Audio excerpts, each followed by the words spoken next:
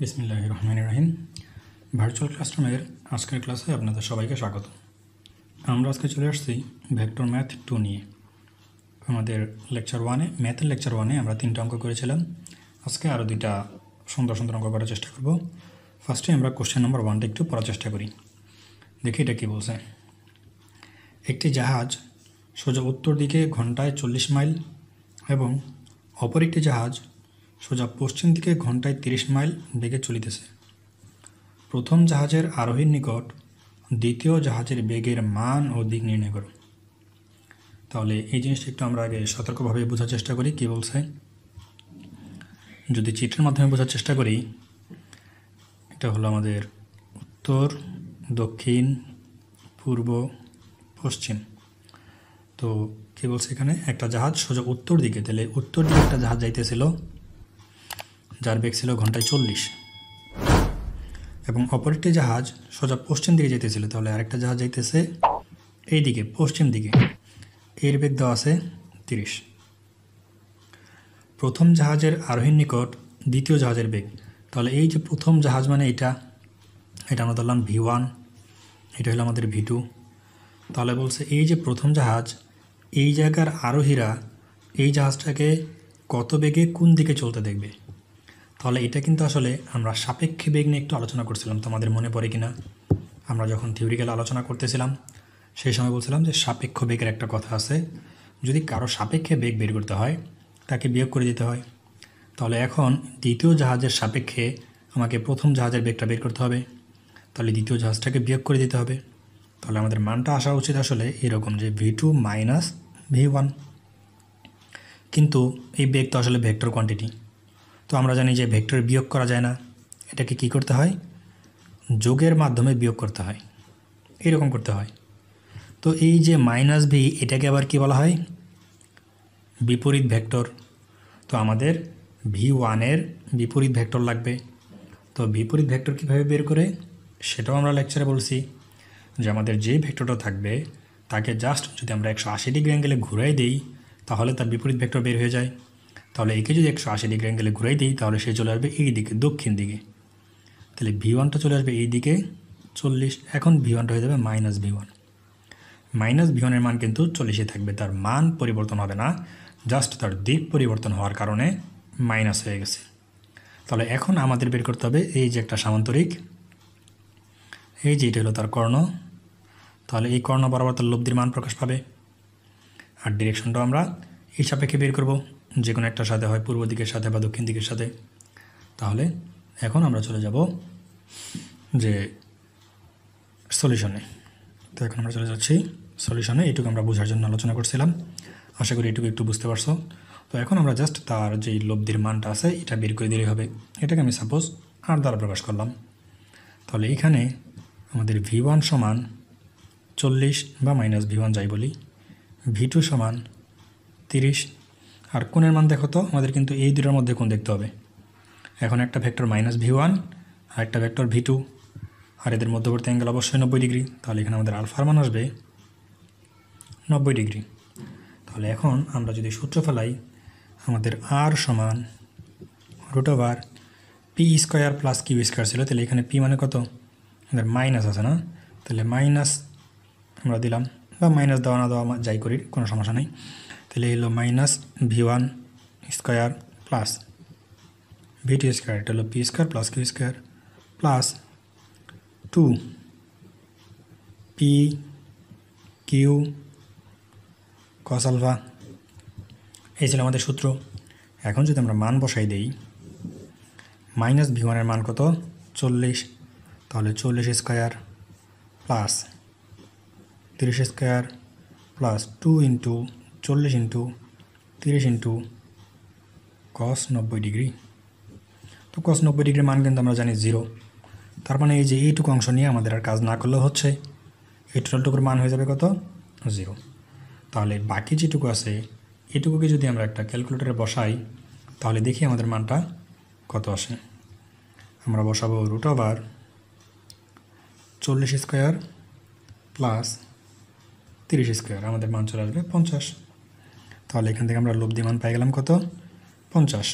এককটা কী ছিল, মাইল ঘন্টায়, তার মানে মাইল পার আওয়ার, তাহলে এত মাইল পার আওয়ার। এটা হলো আমাদের অ্যান্সার। কিন্তু এই যে যেটা বলছিলাম, যেহেতু এগুলো ভেক্টর কোয়ান্টিটি, জাস্ট মান বের করলেই হবে না, দিকও বের করতে হবে। তাহলে আমি দিক এখন ধরে নিলাম পশ্চিমের সাথে সে থিটা কোণে যাচ্ছে। সাপোজ পশ্চিমের সাথে দক্ষিণ দিকে থিটা কোণে যাচ্ছে, তাহলে থিটাটাকে আমাকে বের করতে হবে। তাহলে দিক বের করার জন্য আমাকে কী করতে হয়, লিখলাম টেন থিটা সমান, যার সাথে কোণ সে নিচে, কার সাথে কোণ 30-এর সাথে, তাহলে 30টাকে আমরা ধরে দিলাম V2, তাহলে V2 plus minus V1 cos alpha minus V1 sine alpha. তাহলে এইখানে আমাদের, আমি জাস্ট এখান থেকে এইটুকু লিখি, মাইনাস V1-এর মান কত 40, সাইন আলফার মান হলো 90, V2-এর মান হলো 30 প্লাস মাইনাস V1-এর মান হলো 40 cos 90। তো সাইন 90-এর মান হলো আমাদের 1, তাহলে আমাদের থাকবে 40, cos 90-এর মান 0, তাহলে থাকবে 30। তাহলে এখান থেকে আমরা পাবো জাস্ট 4/3। তাহলে আমরা যদি এখান থেকে থিটা মানটা বের করতে চাই, অতএব থিটা সমান tan ইনভার্স 4/3। তাহলে বসাই দিই, শিফট tan 4/3, তাহলে আমাদের 53.13 আমরা মান পেয়ে গেলাম, 53.13 ডিগ্রি। এটা কার সাথে, আমাদের দিকটা বলে দিতে হবে পশ্চিমের সাথে দক্ষিণ দিকে, পশ্চিমের সাথে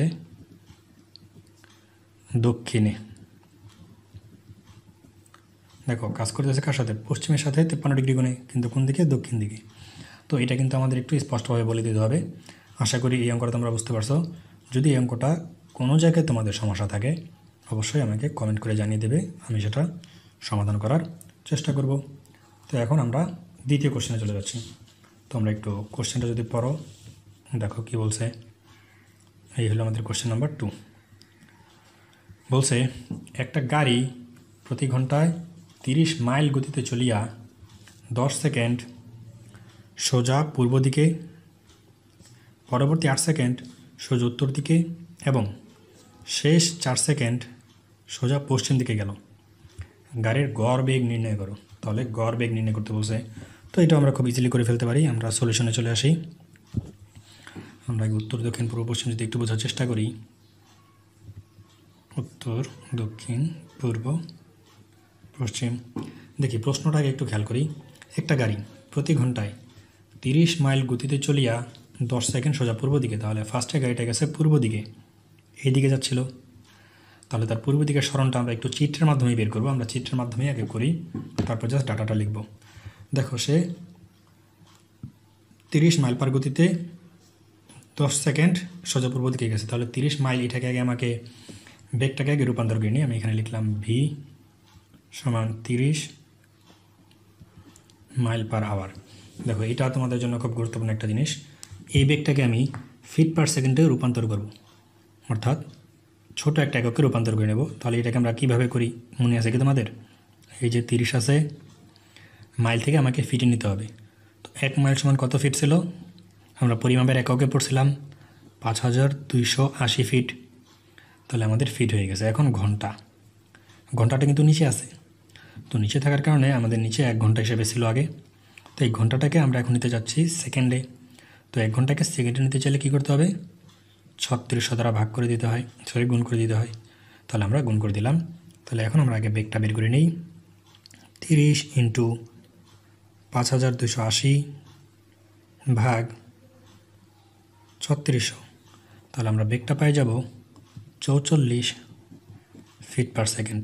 এই বেগটা কিন্তু আমাদের খুবই গুরুত্বপূর্ণ একটা বেগ, কারণ এই বেগটা আমরা এখন ব্যবহার করব। তো আশা করি এটা তোমরা বুঝছো কীভাবে এককটা রূপান্তর করছি। যদি বুঝতে সমস্যা হয় আমাকে জানাবে, আমি এটা সমাধান করার চেষ্টা করব। তাহলে আমরা বেগ পাইছি 44। এখন 44 বেগে সে যাইতেছে 10 সেকেন্ড পূর্ব দিকে। তাহলে 10 সেকেন্ডে সে কতটুকু যাবে? আমরা 10 দ্বারা গুণ করে দিই, 440। তাহলে এইটুকু দেখো 440। আশা করি এইটুকু বুঝতে পারছো। এই যে এইটুকু সে 10 সেকেন্ডে এইতটুকু দূরত্বে আসবে। তারপর কি বলছে, পরবর্তী 8 সেকেন্ড সোজা উত্তর দিকে। তাহলে এখন সে উত্তর দিকে যাবে, এই যে উত্তর দিক, ধরে নিলাম 8 সেকেন্ডে সে এইখানে আসছে। তাহলে এই দূরত্বটা কত আমাদের জানতে হবে। তাহলে তার বেগ তো আমরা জানি 44, গেছে কতটুকু সময়, 8 সেকেন্ড। তাহলে কতটুকু দূরত্বে গেছে, 352। তাহলে আমরা এই মানটা পাই গেলাম 352। তারপরে কি বলছে, এবং শেষ 4 সেকেন্ড, দেখা যাচ্ছে না, তাহলে শেষ 4 সেকেন্ড সোজা পশ্চিম দিকে। তাহলে এখন আবার সে পশ্চিম দিকে যাবে। তাহলে আমি ধরে নিলাম যে পশ্চিম দিক সে এই পর্যন্ত আসছে। তাহলে পশ্চিম দিক 4 সেকেন্ডে আসছে সে। তাহলে 4 সেকেন্ডে আমরা কতটুকু করব, 44 গুণ 4 সেকেন্ড, 176। এখন একটু খেয়াল করো, আমরা যদি এটাকে একটু এরকম করি তাহলে এটা কিন্তু আমাদের একটা আয়তক্ষেত্র হয়ে গেছে। তো আয়তক্ষেত্রের বিপরীত বাহুগুলো কী হয়, সমান এবং সমান্তরাল। এটা যদি 176 হয় তাহলে এটাও 176। তাহলে এই অংশটুকু কত, এটাকে আমরা বের করে ফেলতে পারবো না। এই অংশটুকু, এই টোটালটা হচ্ছে 440, এর মধ্যে এই যে এইটুকু হচ্ছে 176। তাহলে আমরা যদি 440 থেকে 176 বাদ দিয়ে দিই তাহলে আমরা পাই গেলাম 264। এই যে এই মানটা আসবে 264। দেখো বুঝতে পারছো কিনা, এই মানটা আসবে কত, 264। আর এটা তো আমরা জানি 352, এটা যদি 352 হয় এটাও 352। তাহলে এই যে আমরা এইটাই কাজ, যে আমরা এখন দূরত্বটা বের করে ফেলতে পারবো। এটা খুব সিম্পলভাবে বের করে ফেলা যায় পিথাগোরাসের উপপাদ্য দিয়ে, কারণ আমরা এই সরণটাও জানি, এই সরণটাও জানি। তাহলে আমরা জাস্ট যদি পিথাগোরাসের উপপাদ্যটা অ্যাপ্লাই করি তাহলে আমরা এই দূরত্বটুকু পেয়ে যাবো, অর্থাৎ তার দূরত্বটা কত। তাহলে এখান থেকে আমাদের এখন কাজ কি, দূরত্ব বের করা। আমরা এটা যদি একটু নাম দিই, সাপোজ এ বি সি, তাহলে এসি সমান √, AB square plus BC square. তাহলে এই হলো আমাদের √। আর আমাদের এবি এর মান কত, 264 স্কোয়ার, বিসির মান কত, 352 স্কোয়ার। তাহলে এর মানটা আমরা কত পাইছি একটু দেখি, √, 264 স্কোয়ার প্লাস 352 স্কোয়ার। তাহলে আমরা মান পাই যাব 440। তাহলে এখান থেকে মান পাবো 440 ফিট। আচ্ছা, আমাদের বের করতে বলছিল গড় বেগ। তাহলে আমাদের এটা হলো মোট দূরত্ব, অর্থাৎ আমরা লিখি মোট সরণ। আমরা আসলে সরণটা বের করছি। সরণ হচ্ছে আদি অবস্থান এবং শেষ অবস্থান এদের মধ্যবর্তী দূরত্ব। তাহলে মোট সরণ হচ্ছে 440 ফিট, এবং মোট সময়, তাহলে দেখি মোট সময়টা আসলে কি আসতেছে, এটা হলো এস, এটা হলো টি। তাহলে মোট সময়টা হচ্ছে, দেখো এইখান থেকে এইখানে যেতে তার সময় লাগছে 10 সেকেন্ড, এখানে যেতে 8 সেকেন্ড, এখানে আসতে 4 সেকেন্ড। তাহলে মোট সময় আমাদের 10, 8, 4। তাহলে 10 যোগ 8 যোগ 4 এত সেকেন্ড। তাহলে 10, 18, 19, 20, 21, 22, তাহলে 22 সেকেন্ড। তাহলে গড় বেগ, অতএব গড় বেগ। তাহলে গড় বেগ আমরা জানি সরণ ভাগ সময়। সরণ আসতেছে 440, সময় আসতেছে 22। তাহলে 440 ভাগ 22, মান চলে আসছে কত, 20। তাহলে এই চলে আসলো আমাদের 20 ফুট পার সেকেন্ড।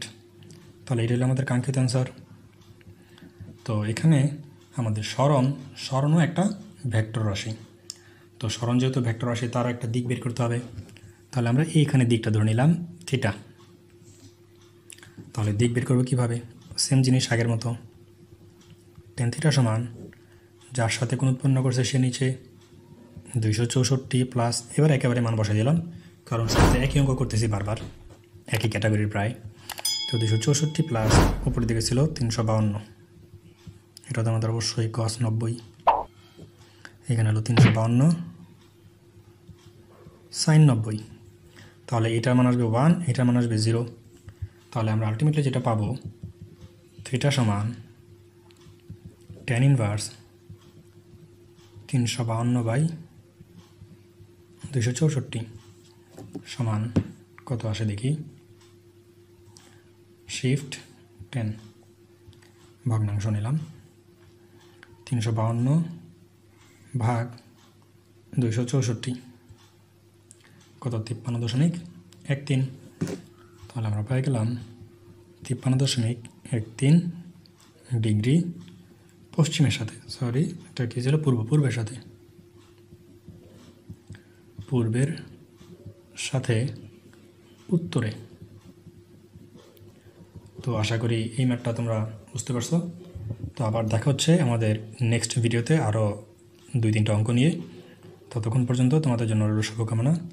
আর তোমাদের যদি কোনো অঙ্ক বুঝতে কোনো জায়গায় সমস্যা হয় তোমরা অবশ্যই আমাকে কমেন্টে জানাবে, আমি সেটা রিপ্লাই করার চেষ্টা করব। তো পরবর্তী ভিডিও পর্যন্ত তোমাদের জন্য রইল শুভকামনা। দেখা হচ্ছে নেক্সট ভিডিওতে। আল্লাহ হাফেজ।